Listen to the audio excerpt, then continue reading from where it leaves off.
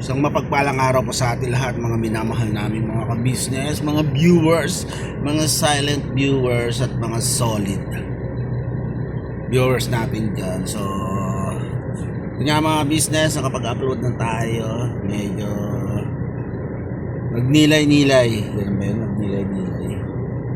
Isip-isip lang tayo.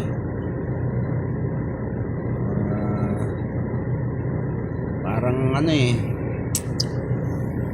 di worth it yung mga nangyayaring upload, mga nangyayari sa YouTube ko. So medyo nadidismaya lang ako. Pero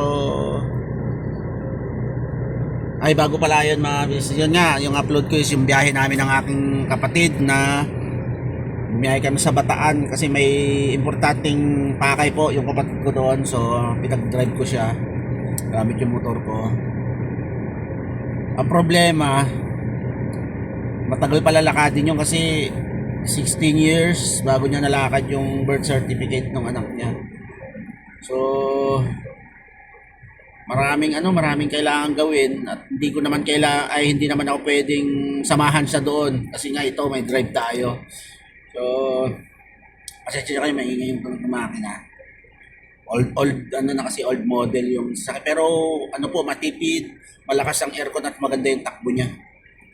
So yun ang nangyari mga business. Sinamahan ko siya manguha ng mga requirements para sa lead register ng anak niya. Pero nagpabalik-balik kami, 2 beses kami nagpabalik-balik doon sa munisipyo ng Limay. Kaya problema, nasa seminar yung nagre-release ng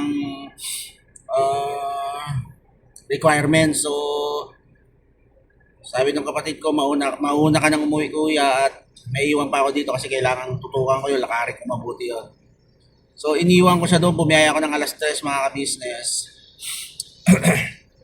And then gabi na rin ako nakarating, napagod yung biyahe, grabe. Tapos unang dinaanan namin yung bagong daan sa parang pinaka highway, expressway, parang ganun yun kasi maluwag 6 lane yung daan, 4 lane or 6 lane, mga ganun. Tapos nung pauwi na ako, naglooban ako, dinaanan ko lahat ng bayan ng Bataan, Limay, Pilar, ganyan, Orion, Hermosa, Abukay. Dinaanan ko lahat yun kasi gusto ko lang mag-sightseeing. Nag-iisip-isip ako, mumuni-muni kung tutuloy ko pa nga ba yung aking pag-upload ng video sa YouTube ko. Kasi parang sino ba ako para, di ba, subaybayan? Wala. Pakiramdam ko wala naman ako naitutulong. Meron ba ako naitutulong sa ibang tao? Sa mga nanonood, especially sa mga nanonood sa akin. Anong impact ng mga viewers na nanonood sa akin? Anong dahilan? Bakit may mga sumusubaybay? So, napapaisip ako. Dahil ba gusto lang nilang subaybayan yung buhay ko at hinihintay nilang bumagsak or umangat, ganon? Or hinihintay lang nilang or pinapanood nila ako bilang isang ama na nagsisikap para sa mga anak ko, or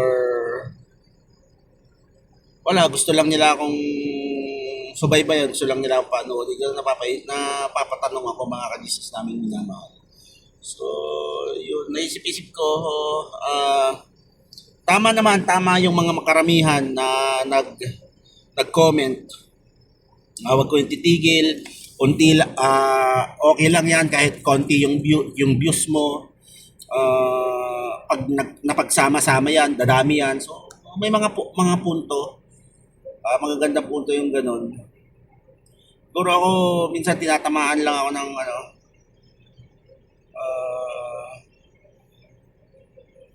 ba, matatawag, lungkot, parang ganun, parang ano bang Ano bang mission ko sa mundong ito? Ganun. Parang gano'n.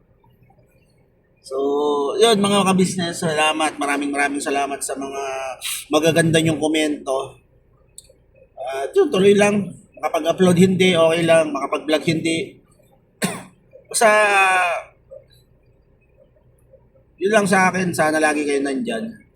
Ah, kasi ako, sa totoo lang, tingin ko, yung pinapanood lang nila ako, ano ba to? Yung mga manonood, pasintabi na po yung, hindi na ako mag-mention, yung gusto nila, yung gusto nung, may mga iba gustong manood, nag-aabang lang ng issue. Napansin nyo mga kabisis namin minamahal hindi ako, ah, ayoko nang mag-upload ng mga issue. Gusto ko, ano lang, masaya lang yan, yung mga biyahe-biyahe ko, mga ganyan, mga trabaho. Tulad ko ngayon mga kabisis, nag-sideline ako, pinag-drive ko yung diabetic patient na pinsan ni Bayaw. Kasama ko si Amaro. Dalawa kami. At sideline dito. Tapos kasama ni Bayaw naman yung isang anak ng kapatid ko, yung bunso. Then,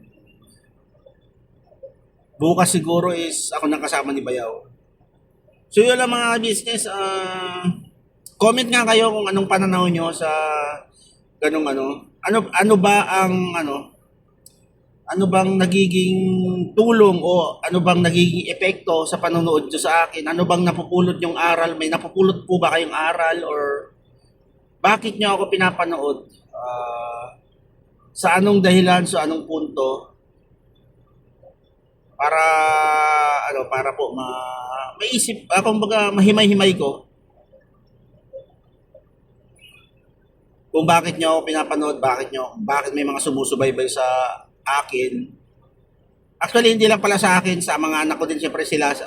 For sure, isa sila sa mga sinusubaybayan nyo na, di ba? Yun lang naman.